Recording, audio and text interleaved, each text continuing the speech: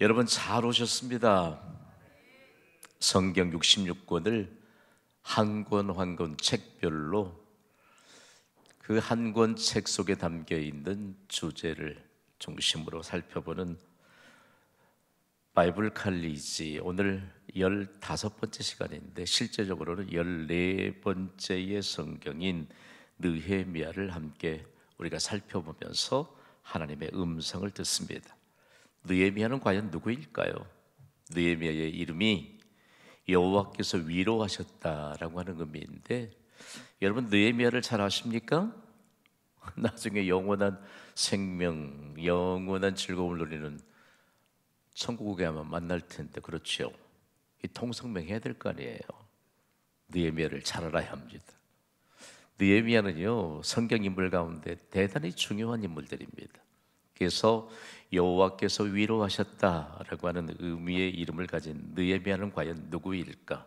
느헤미야의 이름이 온 세상을 향한 하나님의 위로가 전달이 됩니다. 느헤미야를 통해서 보호받지 못했던 유대 백성에게 하나님께서 베푸실 은혜를 보여주고 있음을 알 수 있습니다. 더 중요한 것은 느헤미야는 지금으로부터 2400여 년 전인 고대를 이해할 수 있는 근거가 됩니다. 성경은 너무 놀라워요. 성경을 통해서 우리가 하나님을 잘 알면, 하나님에 대한 정보를 충분하게 가지면 우리의 자손들과의 세대 차이가 없게 되는 놀라운 은혜가 있습니다. 믿으시기 바랍니다. 우리가 하나님에 대한 정보를 많이 모르니까 자꾸만 세대 차이를 두려고 하는 그런 상황이 됩니다. 너무나 놀라운 사실은 느헤미야는 과연 누구인가? 그는 포로 중에 태어난 사람입니다. 느헤미야 1장 1절 말씀 우리 함께 읽어볼 텐데, 읽습니다. 시작. 하갈의 아들 느헤미야의 말이라. 아닥사스도 왕 제20년 기슬월에 내가 수산궁에 있는데. 아멘. 자, 느헤미야가 포로 중에 태어났는데 주전 586년에 예루살렘이 바벨론에 함락되었잖아요. 이때 유수한 유다 백성들이 바벨론으로 끌려갔습니다. 특별히 포로 중에 있던 이스라엘은 바벨론이 바사 제국에 의해 멸망하는 것을 경험했습니다. 그러니까 그 상처가 얼마나 컸겠어요. 바벨론 제국의 포로가 돼서 갔는데 그 강대국인 바벨론이 무너지지 않을 것이다 라고 하는 인간적인 생각을 갖고 있는데, 바사 제국, 페르시아 제국이 바벨론을 멸망시키게 된 것입니다. 그래서 페르시아 제국이 통치할 때 바사 제국 통치 아래서 태어난 사람이 느헤미야입니다. 성경에 바사라고 하는 나라가 등장하면 페르시아로 함께 이해하는 것이 좋습니다. 이 바사 제국의 통치 아래서 하나님을 신뢰하는 믿음으로 온 세상에 드러났던 인물들을 우리 잠시 생각하는 게 좋은데요. 이 사람들 이름을 함께 좀 읽어볼까요? 시작. 다니엘, 사드락, 메삭, 아벤느고, 모르드게, 에스더. 이들이 포로된 나라에서 명성을 떨쳤던 것처럼 느헤미야도 역시 영향력 있는 자리에까지 올랐던 인물입니다. 자, 포로 중에 태어났어도 느헤미야가 온 세상을 향해 하나님의 위로를 전달했다. 여러분, 오늘 중간 대목에 가장 가까이 있는 우리 예배자들에게 이렇게 좀 축복해 주세요. 우리는 하나님의 위로입니다. 시작. 우리는 하나님의 위로입니다. 우리가 어디를 가든지 하나님의 위로를 전달할 수 있어야 돼요. 그러니까 그리스도인들이 지금 이 혼란한 시대에 어느 작은 그룹에서도 그리스도인 한 사람이 기도하는 분위기를 좀 주도해야 돼. 오늘 수예배 헌신자들은 뭐 좀 모여서 기도하라 그러면 하이 못한다고 이런 얘기 안 하지요. 큰일 날 소리, 큰일 날 소리. 하나님이 주신 은혜의 기회를 거절하는 거예요, 여러분. 하나님을 인격적으로 만나시기를 바랍니다. 하나님과 인격적으로 만남을 통해서 하나님과 대화가 바로 기도일진데, 얼마만큼 느헤미야가 이처럼 하나님의 위로자로서의 준비가 됐을까? 느헤미야는 기도의 사람이었기 때문입니다. 성경에 등장하는 이 바사의 수도인 수산국은요, 화려했습니다. 그리고 이 화려함을 포기하고 하나님의 보좌 앞에 나가 기도하는 느헤미야의 모습을 보여줍니다. 여러분이 머무시는 가정이 아마 모르긴 해도 이전에 왕들이 살았던 궁궐 같지 않을까요? 그렇지 않습니까? 집에 별의 별거 다 있잖아요, 요즘. 그렇죠? 중요한 문제입니다. 아무리 화려한 곳에 있다 할지라도 그 수상궁처럼 화려한 그 자리가 아닌 기도의 자리로 하나님의 보좌 앞으로 나가기를 사모하는 자가 복이 있는 줄 믿으시기 바랍니다. 하나님이 요즘 들어서 계속 그 말씀 주시네요. 여러분 강에 노트 좀 써놓으세요. 이제 좀 깨달을 때도 됐다. 좀 써놓으세요. 이제 좀 깨달을 때도 됐다고 그래요. 하나님이 수상궁이 아닌 하나님의 은혜의 보좌 앞에 나가서 기도했던 느헤미야가 이처럼 하나님의 때를 기다리는 사람이 되었다라고 하는 사실입니다. 느헤미야의 인생은 사건마다 시시때때로 하나님 앞에 나가서 간구하는 기도의 사람으로 증명되었습니다. 느헤미야 1장 4절은 이렇게 기록하고 있거든요. 함께 읽어볼까요? 시작. 내가 이 말을 듣고 앉아서 울고 수일 동안 슬퍼하며 하늘의 하나님 앞에 금식하며 기도하여 아멘. 금식하며 기도했다. 거기에 여러분이 조금 해석이 좀 필요해요. 금식하며 기도했다라고 하는 이 단어에 표시하시고 여백에 끌어당겨서 기도의 습관이라고 좀 기록해 놓으세요. 느헤미야의 기도의 습관은 금식하며 기도했다. 나의 기도의 습관은요? 과연 나의 기도의 습관은 어떻게 정의될 수 있을까라고 하는 것인데, 이 느헤미야는 삶의 최우선순위가 뭐였죠? 기도였습니다. 여러분, 우리가 기도보다 앞서는 것이 있으면 안 돼요.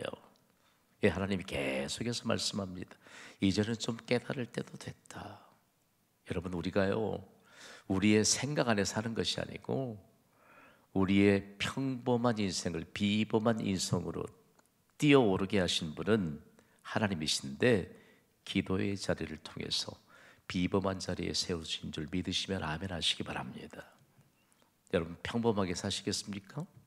평범하게 사시는데 지극히 평범하게만 사시겠습니까? 좀 비범한 인생으로, 평범함을 뛰어넘어 비범함으로 나아갈 수 있는 그런 기도의 사람이 됩시다. 다음으로 느헤미야는요, 바사제국의 술관원이었던 사람입니다. 우리가 술관원이라고 말할 때 이 사람은 무슨 술의 전문가인가, 그렇지 않습니다. 이 중요한 직책이 술관원이고 왕의 신뢰를 받는 사람만 그 자리에 앉게 되었는데, 당시에는 고대에는요, 정말 정적들에 의해서 고대의 왕들이 독살을 당할 위험이 컸습니다. 그래서 누군가 왕이 마시는 모든 음료, 모든 음식, 그리고 왕에게 나아가는 모든 것에 대해서 철저하게 독이 들었는가를 검증해 낼 수 있는 사람이 바로 술관원이었습니다. 우리말로는 적당한 번역할 만한 단어가 없어요. 그러면서 우리에게 있어서 술관원은 높은 직책인데 두루 왕을 살피는 직책이었다라고 하는 사실입니다. 그러니까 왕의 신뢰를 받아야 되고 늘 왕의 곁에 있었고, 그리고 왕의 총애를 받았습니다. 여러분을 도전합니다. 여러분, 우리가 만왕의 왕이신 예수 그리스도를 믿는 예수 그리스도의 제자인 줄 믿습니다. 그럼 누구처럼 생각하고 살아야 돼요? 예수님처럼. 그러니까 우리가 로열 패밀리예요. 만왕의 왕이신 예수님 가장 가까이 있잖아요. 예수님처럼 생각하고, 그리고 실제적으로 제가 수년 전에 청와대를 방문했는데, 그때는 광주 지역 출신의 사람이 대통령 비서관으로 있었습니다. 그분은 대통령 어디 가든지 원고를 작성하는 사람인데, 이분이 하는 말이 지금도 남아있네요. 나는 매일 하루를 시작하면서 대통령처럼 하루를 시작합니다. 맞더라고요. 그래야 대통령이 어디에 가서 짧든지 길든지 뭔가 좀 연설을 할 때 대통령이라고 생각해야 대통령의 이 연설문의 원고가 작성이 된다는 얘기예요. 잘 중요한 문제입니다, 여러분. 우리가 만왕의 왕이신 예수 그리스도의 제자인데 우리 예수님처럼 생각하고 살면 될 줄 믿습니다. 여러분, 퀴즈 하나 할까요? 예수님은 어느 시간부터 기도하셨지요? 다른 교회 성도님들이 몽땅 오셨네. 어느 시간부터 기도하셨어요? 자, 모르시면 성경을 좀 읽어봐요. 덮어놓지 마시고. 자, 다음으로 느헤미야는요, 현실에 안주하지 않았던 사람입니다. 그가 높은 지위를 가졌잖아요. 당시에 바사 제국의 술 관원질 되면 그냥 가만히 있어도 돼요. 그럼에도 불구하고 그는 결단코 현실에 안주하지 않고 하나님이 주인 되시는 고국을 생각했습니다. 그리고 기도하면서 얼마만큼 귀중한 하나님의 역사에 대한 내용들을 가지고 있는지 모릅니다. 그가 포로 중에 태어났잖아요. 그는 예루살렘에서 태어나지 않았습니다. 그럼에도 불구하고 타국에서 태어났지만 느헤미야의 관심은 그의 조국인 예루살렘에 있었습니다. 하나님의 도시, 하나님이 통치하시고 하나님이 온 세상을 다스린다는 사실들을 선포했던 예루살렘을 기억하고 있었습니다. 다음으로 느헤미야는요, 하나님께 비밀을 전수받은 사람입니다. 저는 이번 사순절에 여러분을 좀 도전하고 싶습니다. 여러분, 하나님의 비밀을 전수받는 멋있는 그리스도인들 우리 함께 살아가기를 주님의 이름으로 축복합니다. 하나님께 비밀을 전수받는 사람, 대표적으로 생각나는 사람이 누구지요? 사도 바울입니다. 사도 바울 서신 13권을 보면 실제적으로 하나님의 비밀을 전수받았던 그 경험들을 토대로 서신을 기록하고 있잖아요. 우리는 느헤미야처럼 하나님께 비밀을 전수받는 인생을 살아야 합니다. 다음으로 느헤미야는 불가능에 도전하는 믿음의 사람이었습니다. 여러분, 느헤미야를 좀 어떤 사람인가를 쓱 지나치면서 살펴볼 텐데, 느헤미야는 1장부터 13장까지 느헤미야의 지도력을 본받기 위해서 강해를 수요일날 다 끝냈습니다. 홈페이지 가면 아마 영상이 올려져 있을 것입니다. 좀 더 궁금하시면 살펴보시면 됩니다. 느헤미야가 예루살렘에서 수상궁에 온 형제들에게 유다와 예루살렘에 대한 형편을 묻습니다. 그런데 그들의 대답이 심히 안타깝습니다. 느헤미야 1장 3절 우리 함께 좀 읽어볼까요? 시작. 그들이 내게 이르되 사로잡힘을 면하고 남아있는 자들이 그 지방 거기에서 큰 환난을 당하고 능욕을 받으며 예루살렘 성은 허물어지고 성문들은 불탔다 하는지라. 아멘. 느헤미야가 전해드리는 고국의 소식은요, 예루살렘 성이 허물어졌습니다. 성문들이 불탔습니다. 이 상황이 말해주는 것은요, 단순히 성 하나가 허물어진 것이 아닙니다. 단순히 성벽이 무너진 것이 아닙니다. 예루살렘은 하나님의 도시입니다. 그러므로 하나님의 도시가 무너졌다.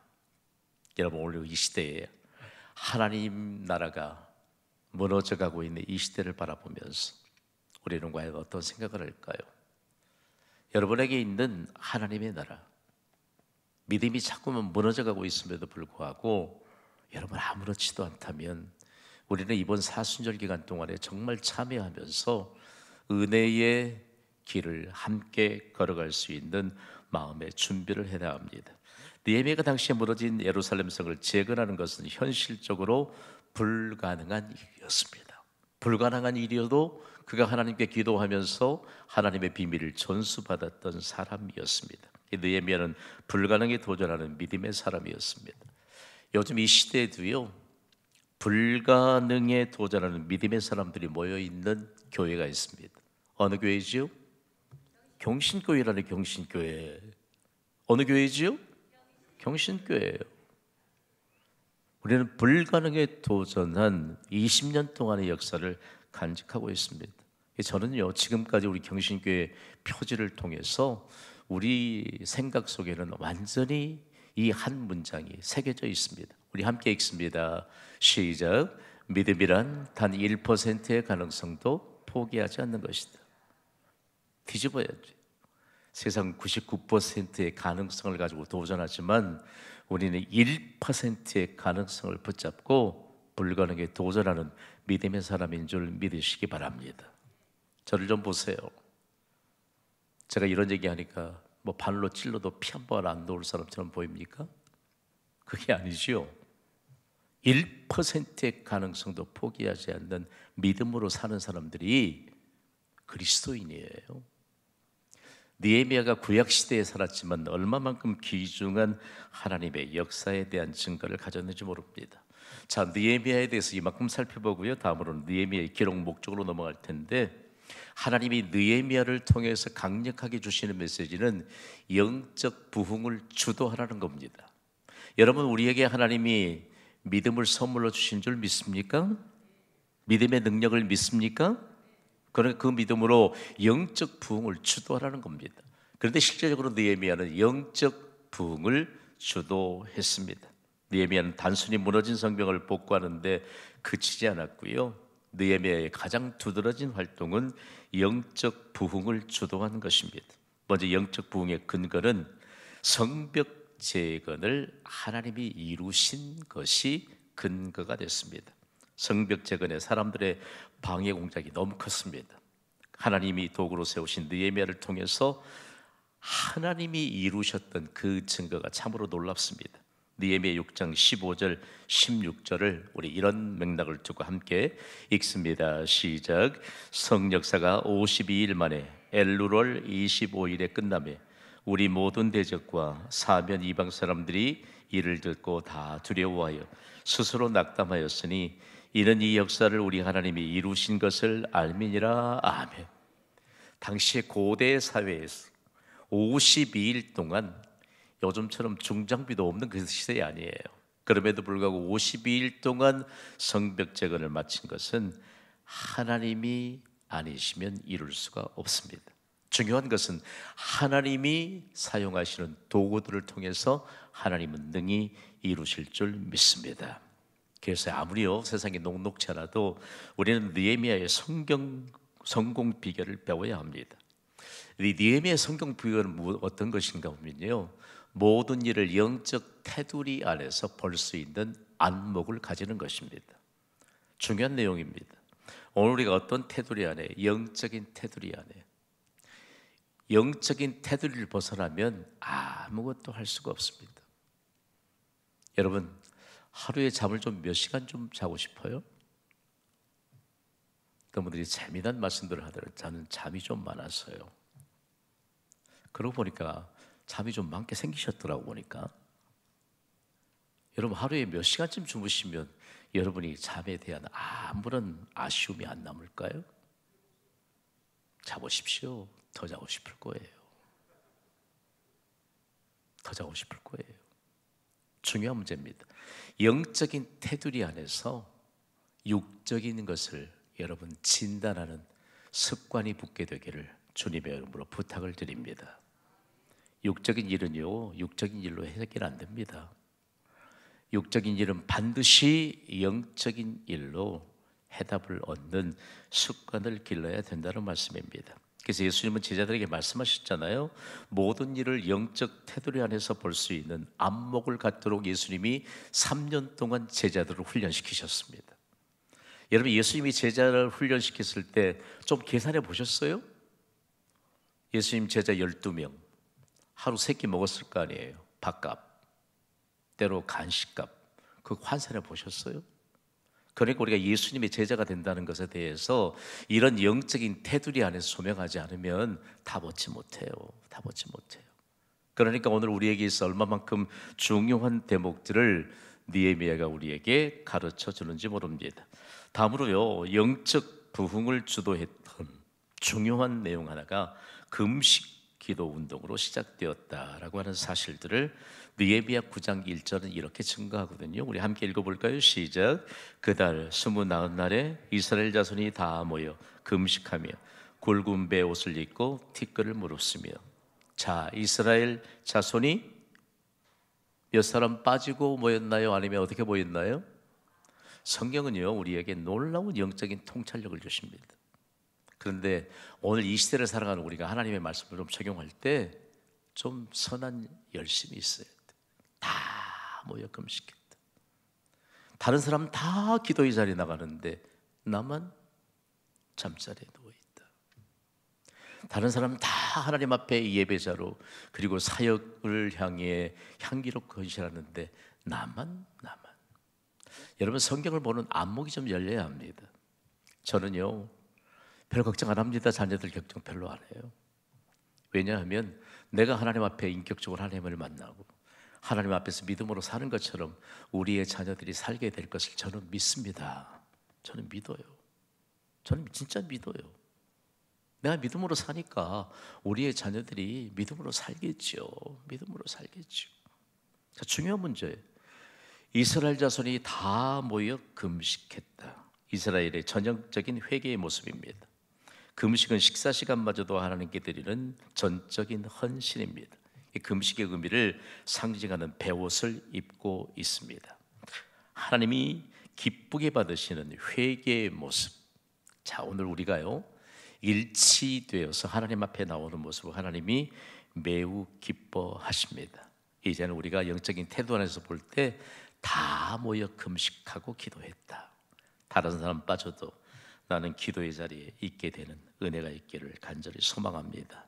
다음으로 영적 부흥을 주도했던 느헤미야의 실제적인 바탕을 보면 금식 기도로 시작해서 이제는 회개 운동으로 이어졌습니다. 느헤미야 9장 2절은 당시의 상황들을 매우 사실적으로 기록하고 있거든요. 2절을 읽습니다. 시작. 모든 이방 사람들과 절교하고 서서 자기의 죄와 조상들의 허물을 자복하고. 자, 모든 이방 사람들과 절교했다. 중요한 내용 하나입니다. 당시에 고대 사회에서 하나님 없이 사는 사람들과 친밀했던 사람들이 슬그머니 자신에게 젖어 들어온 것이 있는데 이방의 신들에 관한 동경심입니다. 하나님은 눈에 보입니까? 보이지 않습니까? 보이지 않습니다. 그런데 이방의 신들은 뭔가 좀 화려하게 만든 것 같고 뭔가 좀 실제가 있는 것 같아. 여러분 생각해 보세요. 보이는 것이 클까요? 보이지 않는 것이 클까요? 대답 좀 해봅시다. 보이는 것이 클까요? 보이지 않는 게 클까요? 잘 모르시겠어요. 지금 이 여러분 강의안이 보이는데 클까요? 지금 여기서는 보이지 않는 무등산이 클까요? 이제 좀 감 잡으셨어요? 우리가 성경을 아무리 읽어도 아무리 신앙생활을 오래 해도 실제적으로 우리가 얼마만큼 하나님 앞에 이처럼 회개하면서 무언가를 볼 수 있는 영적인 안목이 열리느냐 열리지 않느냐라고 하는 문제입니다. 여러분 믿지 않는 사람들도요 뉘우치긴 해요. 뉘우치니까 범죄하고 눈물 흘리잖아요. 그렇지요? 그게 회개는 아닙니다. 그런데 우리가 실제적으로 회개라고 하는 것은 느헤미야가 영적 부흥 운동을 주도했던 이 유다 공동체를 통해서 보는 것은 그동안 보지 못했던 죄와 허물들을 보게 된 것입니다. 그러니까 하나님 앞에 더 가까이 나갈 수 있는 것이죠. 그러면서 자신에게 있는 불신앙적인 요소만 제거한 게 아니고 민족적인 불신앙적인 요소를 제거하게 되는 놀라운 회개의 열매를 거두게 된 것입니다. 그렇다면 이스라엘이 구체적으로 무엇을 어떻게 회개했을까요? 저는 느헤미야를 통해서 1장에서 13장까지 계속 여러 번 정독하면서 9장에 총망라되어 있거든요. 이스라엘 백성들이 도대체 무엇을 구체적으로 회개했을까? 먼저는 교만을 회개했습니다. 느헤미야 9장 16절 우리 함께 읽습니다. 시작. 그들과 우리 조상들이 교만하고 목을 굳게 하여 주의 명령을 듣지 아니하고. 자, 하나님은 겸손한 자에게 은혜를 주십니다. 여러분 교만하고 싶으면 교만하십시오. 아마 목은 뻣뻣해질 겁니다. 그러나 은혜는 없습니다. 은혜 없습니다. 아무리 사람이 세상적인 것은 많을 가질 수 있다 할지라도 은혜가 없으면 그 아무런 별 의미가 없습니다, 여러분. 다음으로는요 영적 망각을 회개했습니다. 느헤미야 9장 17절 함께 읽어볼까요? 시작. 거역하며 주께서 그들 가운데서 행하신 기사를 기억하지 아니하고 목을 굳게 하며 패역하여 스스로 한 우두머리를 세우고 종되었던 땅으로 돌아가고자 하였나이다. 아멘. 그들 가운데서 행하신 기사를 기억하지 않았다. 그들에게 베푼 기적을 기억하지 않았다는 겁니다. 여러분 우리가 오늘 이 시간에 우리의 현실 속에서 증가할 수 있는 최대의 기적은 죄인 되었던 우리를 하나님이 사랑해 주셔서 나를 구원받게 하신 것인 줄 믿으시면 아멘 하시기 바랍니다. 이 기사, 이 기적을 기억하지 않으니까 은혜를 모르는 것입니다. 그리고 사랑의 빚진 자라고 하는 사실들을 기억하지 못하면 영적 망각 증세가 치유되지 않습니다. 이스라엘 백성들은요 바벨론 포로 이후에 그들이 회복되어서 영적 망각에 대한 내용들을 얼마나 심각하게 자손들에게 이거 물려줘서는 안 될 것 같다. 따라합시다. 나는 움직이는 기적이다. 시작. 나는 움직이는 기적이다. 그것도 안 믿으신지 모르겠어요. 안 믿으신지 모르겠어요. 우리가 구원받은 것은 여러분 취미생활이 아닙니다. 여러 종교 가운데 하나가 기독교가 아니에요. 생명이요, 생명. 기적으로 얻은 하나님의 생명이에요. 이 생명에 얼마만큼 이 생명을 보존해야 될 것인가 라고 하는 사실입니다. 다음으로 우상 숭배에 대해서 그들이 정말로 회개했습니다. 느헤미야 9장 18절은요 당시의 정황들을 이렇게 담아 놓았거든요. 읽습니다. 시작. 또 그들이 자기들을 위하여 송아지를 부어 만들고 이르기를 이는 곧 너희를 인도하여 애굽에서 나오게 한 신이라 하여 하나님을 크게 모독하였사오나. 아멘. 여러분 어떻게 금송아지를 만들어 놓고 이것이 우리를 애굽에서 구원해낸 하나님이라고 하자. 여러분 사람들 그렇지요? 여러분 그냥 우리 생각 속에 하나님이 계시다라고 하는 것은 착각 속에서 벗어나야 합니다. 그러니까 바벨론 포로가 되기 전에 이스라엘 백성들이 뭐 했느냐, 유행처럼 집안의 문을 딱 닫고 나가면서 하나님 꼼짝 마시고 어디에 계십시오? 방 안에만 계십시오. 그리고 우상을 숭배하고 자기 마음대로 자기의 뜻을 따라 살았던 것이 결국은 금송아지를 만들어 놓고 세상의 금송아지를 하나님으로 치자라고 하는 사실입니다. 여러분 우리가 믿음으로 살지 않아도 믿음으로 산 것처럼 칠 수 있습니까? 오늘 좀 말이 좀 잘 안 들려고 그러네요. 그렇지요. 믿음이 아닌 것을 믿음으로 칠 수가 없다는 사실들을 우리에게 가르쳐줍니다. 다음으로는 불순종을 회개했습니다. 느헤미야 9장 26절은 불순종에 관한 내용들을 이렇게 기록하고 있습니다. 읽습니다. 시작. 그들은 순종하지 아니하고 주를 거역하며 주의 율법을 등지고 주께로 돌아오기를 권면하는 선지자들을 죽여 주를 심히 모독하였나이다. 아멘. 중요합니다. 요즘 이 시대에도 신앙의 권면을 하는 자들을 여러분 존중하시기를 간곡히 부탁을 드립니다. 우리 마음속에 신앙의 권면이 없는 분들, 제가 목사입니다만 신앙의 권면이 없는 분들은 교육자하면 안 돼요. 제가 목사예요, 목사. 신앙의 권면이 없는 분들은 교육자하면 안 돼요. 목회자로서 하나님 앞에 설 수가 없어요. 이 패역한 시대에 신앙의 권면이 차고 넘쳐야 이 나라와 민족의 살 길이 넘쳐나게 될 줄 믿습니다. 그런데 당시도 보면 선지자들이 얼마만큼 하나님께 돌아오라 신앙의 권면을 했습니까? 그럼에도 불구하고 여기는 뭐 단편적인 것만 기록하고 있습니다만 실제적으로 선지자들을 죽였다. 비참합니다. 얼마만큼 그 구약시대의 비참한 역사를 보여주는가라고 하는 것은요, 오늘 우리에게 있어서 이 불순종이라고 하는 것이 얼마만큼 무서운 것인가를 단편적으로 보여주고 있잖아요. 그런데 거기에 불순종에 관한 내용들을 회개했는데 거기에 여러분이 여백을 좀 정리해 두셔야 돼요. 이스라엘은 하나님이 주신 큰 복을 누리면서도 뭐 했죠? 순종하지 않았습니다. 하나님의 선택된 백성으로 큰 복을 주셨음에도 불구하고 그들은 순종하지 않았습니다. 저는 여러분에게 하나님이 큰 복을 주셨음을 믿습니다. 큰 복을 주셨는데 우리는 과연 순종하고 있을까요? 다음으로는 악행을 그치지 않았음을 회개했습니다. 느헤미야 9장 35절은 이렇게 기록하고 있습니다. 읽습니다. 시작. 그들이 그 나라와 주께서 그들에게 베푸신 큰 복과 자기 앞에 주신 넓고 기름진 땅을 누리면서도 주를 섬기지 아니하며 악행을 그치지 아니하였으므로. 아멘.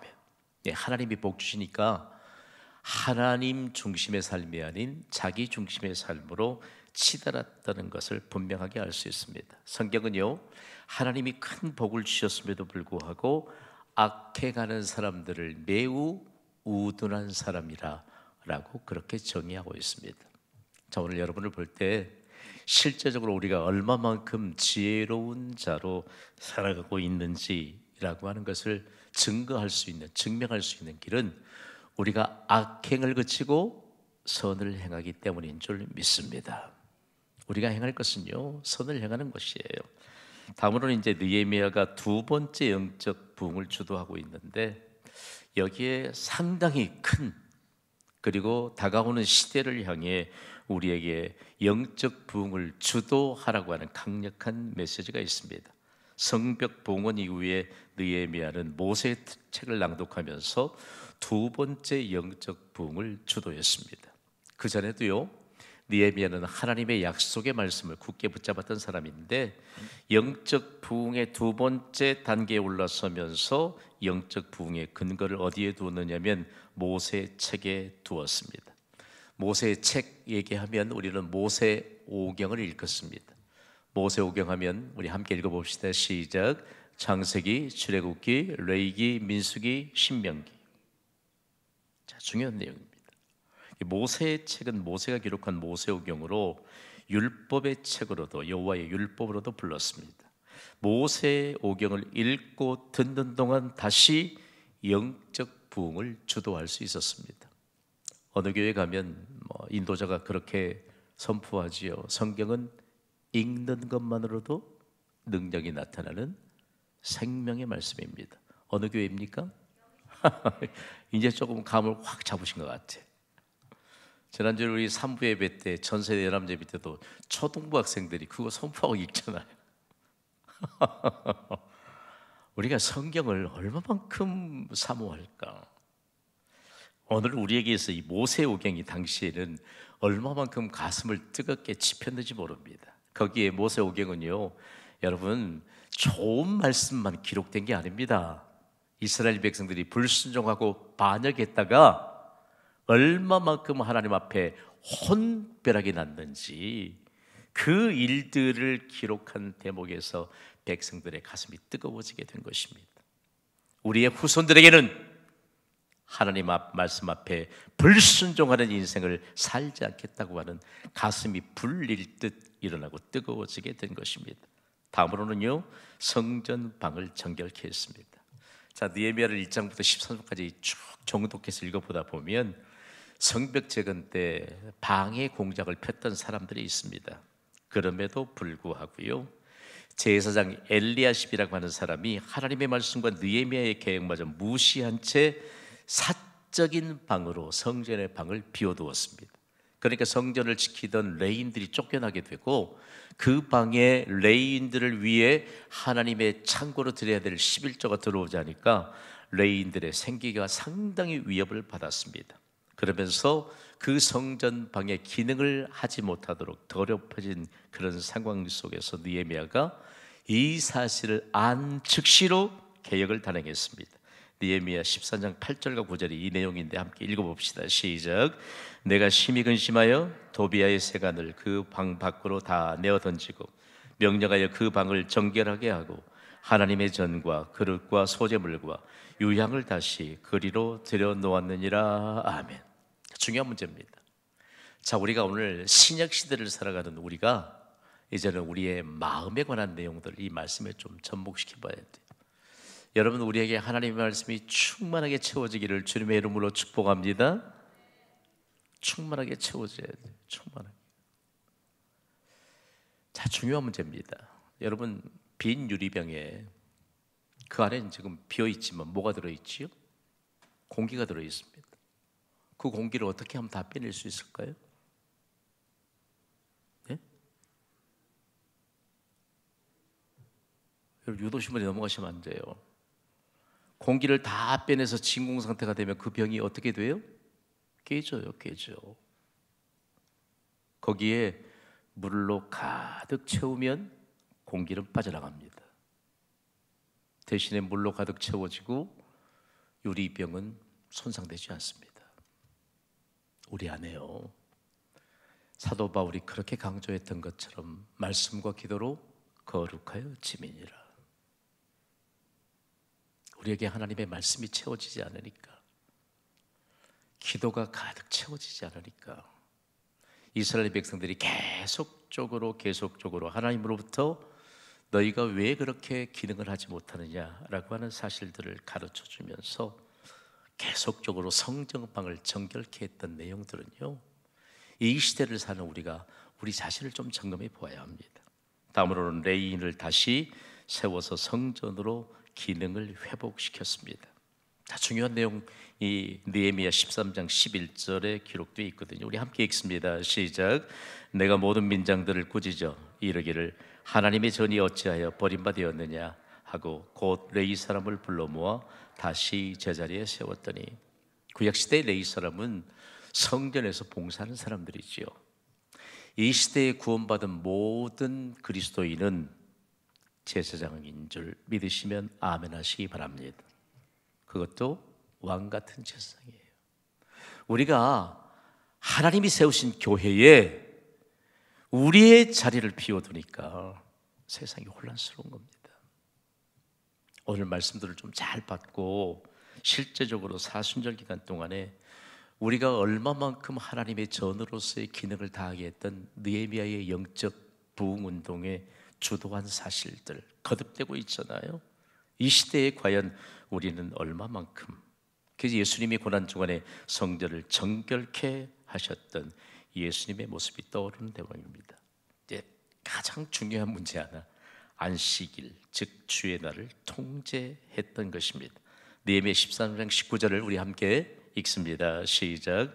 안식일 전 예루살렘 성문이 어두워갈 때 내가 성문을 닫고 안식일이 지나기 전에는 열지 말라 하고 나를 따르는 종자 몇을 성문마다 세워 안식일에는 아무 짐도 들어오지 못하게 하였으므로 아멘.